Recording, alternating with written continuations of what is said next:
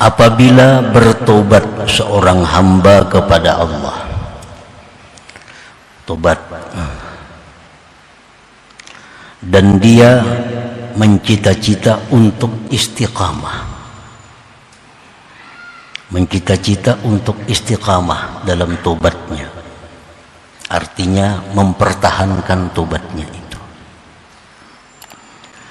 dan dia bercita-cita berhenti dari segala dosa, maka di kemudian hari dia jatuh dalam satu maksiat, dia jatuh dalam satu dosa, dari ketiadaan rencana, dari ketiadaan sengaja jatuh dalam dosa, maka hendaklah dia tobat lagi kepada Allah dan mencita-cita lagi untuk istiqamah, untuk selalu istiqamah terus menerus dalam tobat, walau marrat, walaupun beberapa kali, walaupun 70 kali sehari.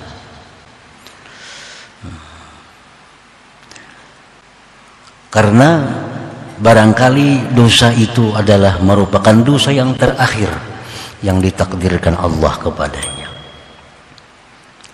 Nah, para muhibbin rahimakumullah, jadi tobat kepada Allah ini tidak ada batasnya. Berapa kali sehari kita tobat, makin banyak tobat maka Allah makin suka kepada kita. Nah, pagi hari habis salat subuh kita tobat kepada Allah, segala dosa kita pisahkan, kita hentikan, kita sesali, kita bercita-cita untuk tidak mengulang lagi. Nah, tobat kepada Allah dan berjanji bahwa istiqamah dalam tobat ini. Ternyata jam 8 pagi jatuh dalam dosa, entah melihat sesuatu yang dilarang Allah, mendengar sesuatu yang dilarang Allah, mengucap sesuatu yang dilarang Allah, jatuh dalam dosa. Nah, tobat lagi kepada Allah, tobat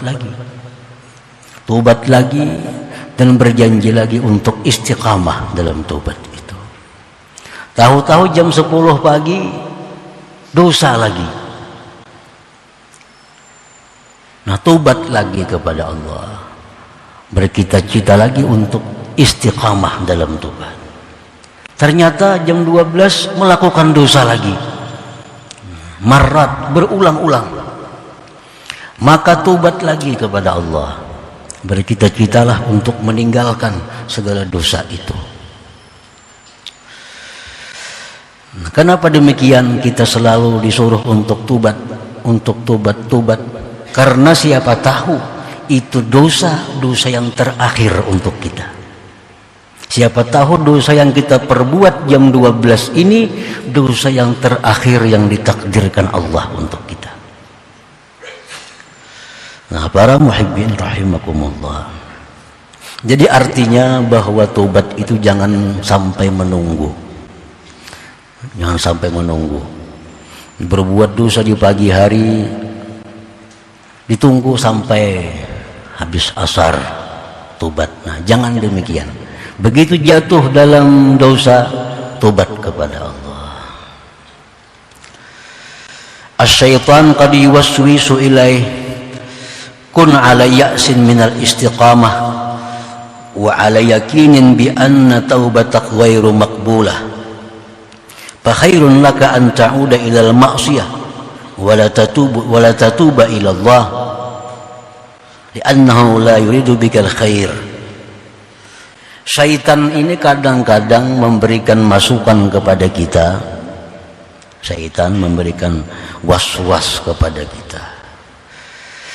Ujar syaitan, wahai fulan, kalau demikian jam 8 tobat, jam 9 melakukan dosa lagi. Tobat lagi jam 10 dosa lagi. Nah, kalau demikian, ujar syaitan, engkau ini sudah tidak ada harapan lagi untuk istiqamah. Engkau sudah tidak ada harapan lagi untuk istiqamah, untuk lurus dalam tobat. Buktinya sejam melanggar, sejam tobat. 1 jam melanggar, tobat lagi. Itu ujar syaitan adalah bahwa engkau tidak ada harapan untuk istiqamah dalam tobat itu. Dan yakinlah engkau bahwa Allah tidak menerima tobat engkau itu. Nah ini masukan syaitan kepada kita. Karena ujar syaitan kalau tobat yang diterima itu pasti akan menjauhkan dari dosa. Nah ini 1 jam tobat dosa, 1 jam tobat dosa. Ini bukti bahwa tobat engkau ditolak oleh Allah. Sebaiknya engkau kembali kepada maksiat. Kada perlu tobat lagi sudah kepada Allah. Karena Allah tidak menghendaki engkau ini jadi orang baik. Allah tidak menghendaki engkau menjadi orang baik. Nah itu bagian dari tipu daya syaitan kepada kita. Atau bisa pula syaitan mewaswisi kepada kita, jangan tobat, kumpulkan dosa sebanyak-banyaknya. Jadi kena tobat sekalian. Nah itu pun salah satu daripada godaan syaitan.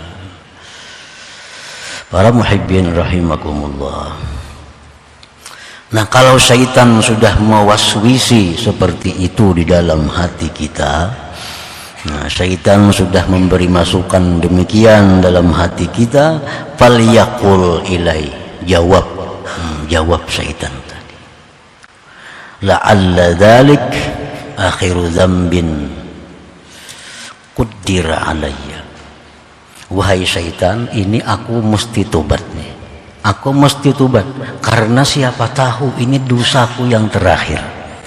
Ini mungkin bisa jadi dosaku yang terakhir. Habis aku tobat ini mungkin bisa mati. Karena umur tidak ada yang tahu selain Allah. Nah, itu maksudnya faqad yakunu dzalik akhir dzambin qaddira alaik. Wahai syaitan, aku mesti tobat. Nah, karena siapa tahu ini dosaku yang terakhir yang ditakdirkan Allah kepadaku. Inna rabbi ghafurun rahim. Wahai syaitan, bahwa Tuhanku itu pengampun lagi penyayang. Walaupun aku 1000 kali sehari berbuat dosa, aku selalu tobat, Allah mengampuni dosaku. Dan Allah tidak akan marah kepadaku dengan demikian. Yuhibbut ta'ibin, Allah itu cinta kepada orang yang tobat. Nah 3 perkara itu cukup untuk melumpuhkan tipu daya syaitan yang menggoda kita untuk meninggalkan tobat atau menunda tobat tadi. Nah, para muhibbin rahimakumullah, Allah subhanahu wa ta'ala berfirman, Qul ya ibadiyalladzina asrafu ala anfusihim la taqnatu min rahmatillah. Katakan wahai Rasul, hai hamba-hambaku yang telah melampau batas atas diri mereka. Hamba-hambaku yang melampau batas artinya yang banyak melakukan maksiat-maksiat, yang banyak melakukan dosa-dosa. Katakan kepada mereka, janganlah putus asa dari rahmat Allah. Jangan putus asa. Jangan beranggapan dalam hati, aku tidak mungkin jadi orang baik, aku tidak ada harapan jadi orang yang saleh karena banyaknya dosa yang kulakukan, zina, riba, minum arak, judi, menipu, mencuri, banyaknya dosa yang kau perbuat, berat untuk jadi orang baik. Nah, anggapan seperti itu dilarang oleh Allah. La taqnatu min rahmatillah. Jangan putus asa dari rahmatnya Allah. Wa qala ta'ala, firman Allah, la yai'asu min rauhillah illa al-qaumul kafirun. Orang yang putus asa dari rahmat itu, itulah orang-orang yang kafir kepada Allah. Orang yang merasa bahwa dengan banyaknya dosa Allah kada akan mengampuni dosaku, itu anggapan orang-orang yang kafir kepada Allah. Atau kita menganggap orang, wah itu luar biasa jahatnya, Allah kada akan mengampuni dosanya. Merampok ada lawan inya, mencuri ada lawan inya, semuaan ada lawan inya. Itu terlalu berat lawan Allah. Allah kadang akan mengampuni dosanya. Nah ini sikap orang yang kafir kepada Allah. Wa qala ta'ala, dan firman Allah, innallaha yuhibbut tawwabin wa yuhibbul mutatahhirin. Sesungguhnya Allah cinta kepada orang yang tobat, kepada orang yang tobat, dan Allah cinta kepada orang-orang yang mensucikan dirinya. Nah para muhibbin rahimakumullah, jadi ini ayat-ayat Allah memberikan harapan kepada manusia-manusia yang selama ini banyak melanggar hukum Allah, agar jangan ragu-ragu, jangan sedikit pun ada dalam hati untuk bertobat kepada Allah Subhanahu wa ta'ala. Di dalam sebuah hadis qudsi disebutkan bahwa Allah berfirman, aznaba abdun zamba faqala Allahumma ighfir li dhanbi, faqala Allah ta'ala aznaba abdi zamban fa'alima anna lahu rabban yaghfiru dzamba wa ya'khudhu bidzambi. Berbuat dosa seorang hamba, lalu hamba itu berkata, Allahumma ghfirli dzambi, ya Allah ampunilah dosaku. Nah, ucapan Allahumma ghfirli dzambi, ampuni dosaku, itu ucapan seperti itu bermanfaat apabila satu menyesali, yang kedua menjauhkan diri dari kemaksiatan itu, melepaskan diri dari kemaksiatan itu, yang ketiga niat tidak akan mengulang lagi. Nah bila tiga hal itu ada, maka ucapan Allahumma ghfirli dzambi, ya Allah ampuni dosaku, itu ucapan yang bermanfaat, yang diterima oleh Allah. Nah, selama kita belum bisa berpisah dengan dosa, belum menjauhkan diri dari dosa, ucapan Allahumma ghfirli itu disebut dengan istighfarul kadzabin, itu istighfar orang-orang yang pendusta. Nah, kita masih bergelimang dengan dosa, masih berada di tempat-tempat dosa. Di situ kita minta ampun kepada Allah, itu minta ampun orang yang bohong. Ini ucapan Allahumma ghfirli dzambi tidak ada manfaat baginya. Jadi Allahumma ghfirli, ya Allah ampuni dosaku, itu setelah melakukan tiga hal. Sesali dosa yang diperbuat, nah, jauhkan diri, lepaskan diri dari dosa itu. Kita yang kuat tidak akan mengulang lagi. Ucapkan Allahumma ghfirli dzambi, nah itu bermanfaat.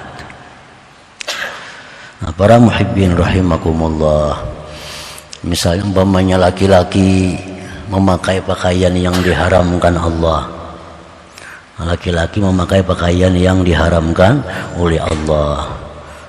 Nah, kan laki-laki haram memakai emas contohnya.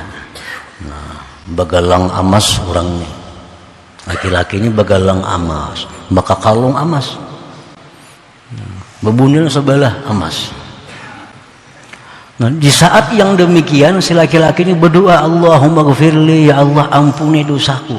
Nah, ungkapan itu ditolak oleh Allah.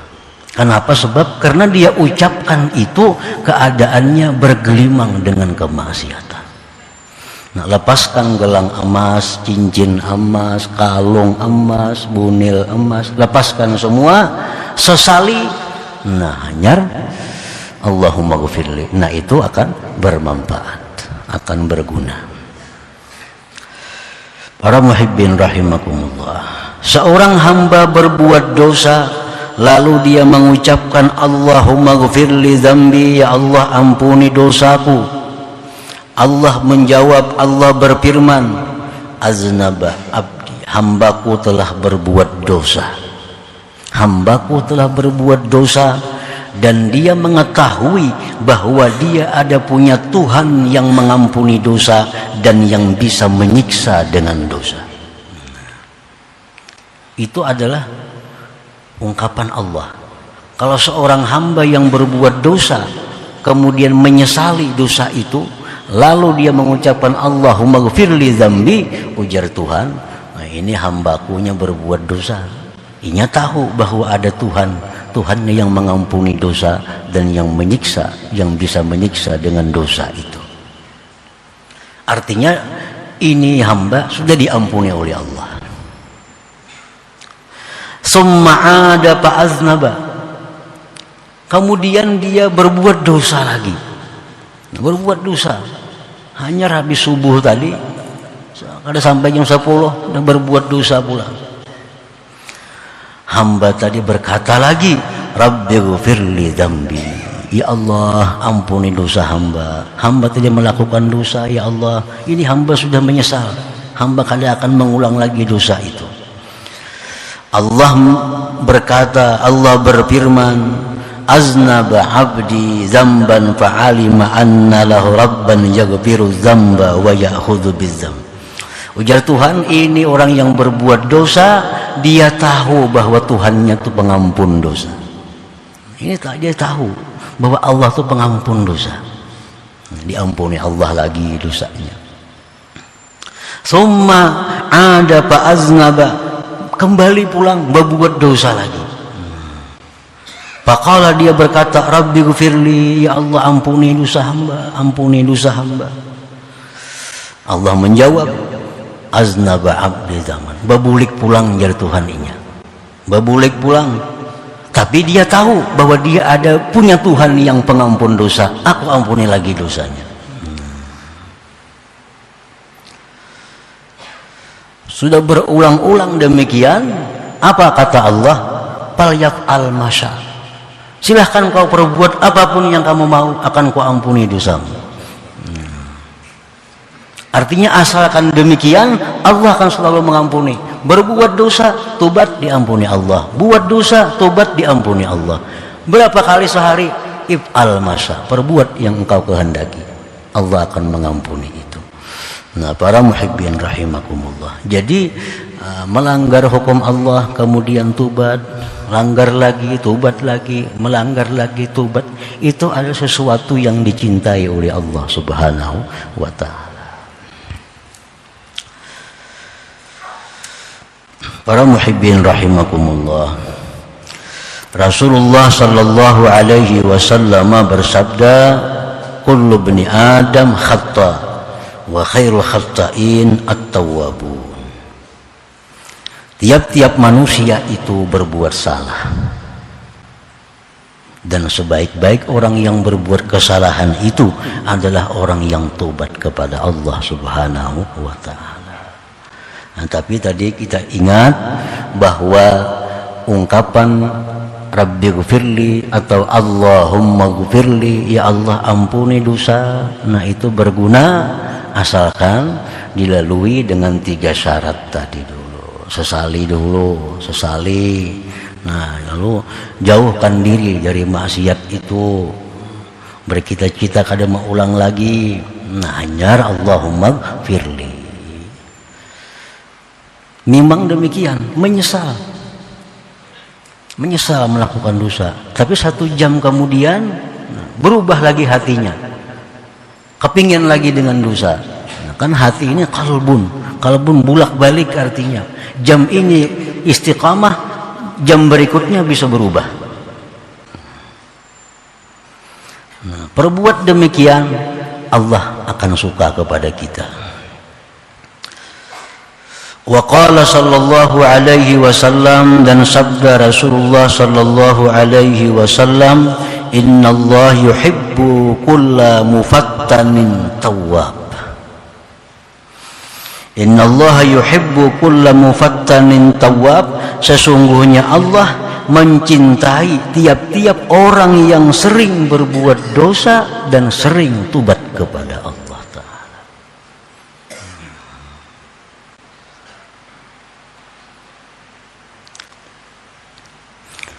Nah, Para muhibbin rahimakumullah, apabila kita dalam keadaan yang mana kita tidak bisa saat itu memutuskan diri dari maksiat,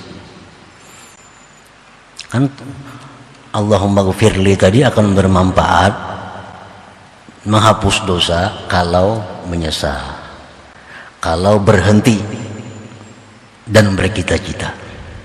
Nah, sekarang orang ini dalam satu keadaan yang tidak bisa langsung memisahkan diri dari maksiat. Contohnya orang yang melakukan riba. Orang ini pinjam duit riba sekian, lunas setahun. Nah, minjam duit 10 juta dengan sekian kena bunga-bunganya, setahun lunas. Nah, dapat duit 10 juta, dibelanjakan itu ini habis. Mendengar ilmu bahwa riba itu dosa besar, riba itu membawa mati, dicabut iman, riba itu orang yang berperang dengan Allah. Lalu hatinya tergetar mendengar itu. Menyesal riba itu dia lakukan, menyesal. Tapi kadang mungkin saat itu dia keluar dari riba. Ini setahun hutangin, duitnya sudah habis. Duitnya nukar sepeda motor, nukar kabun, nukar itu macam-macam. Duitnya sudah pakai kemana-mana. Nah, apabila demikian halnya, dia kada bisa langsung berhenti untuk satu dosa itu, maka usahakanlah, azamlah kita yang kuat di dalam hati untuk secepatnya menyelesaikan masalah riba itu yang ada padanya. Nah, itu sudah masuk. Nah, niat demikian sudah masuk, dihukumkan sudah bahwa dia berpisah dari maksiat. Kan kalau kita memakai misalnya gelang emas laki-laki itu mudah. Begitu kita mendengar itu haram, kita menyesal, ambil gelang emasnya, jual atau buat di lemari, selesai. Nah, kalau urusan riba ini, nah ini sulit. Kada bisa kita langsung jam itu menyelesaikan. Apalagi hari Ahad bank kada buka misalnya. Kayak apa hendak tobat? Nah, azam kita yang kuat bahwa aku setelah ini akan menyelesaikan riba dengan siapa jua pun. Nah, apabila itu kuat, benar-benar kuat, dan Allah mengetahui kejujuran hati kita, apakah bujur-bujur kuat, nah itu akan bermanfaat. Walaupun secara fisik dia belum keluar dari kemaksiatan itu. Nah, para muhibbin rahimakumullah. Nah, demikian berlaku untuk seluruh maksiat yang mana kita belum bisa lepas pada saat itu. Kita yang kuat di dalam hati bahwa bila mana sudah dia bisa keluar dari maksiat, dia akan secepatnya keluar daripada maksiat ini. Itu sudah menunjukkan tikadnya kepada Allah Subhanahu wa taala untuk mencabut diri daripada kemaksiatan itu.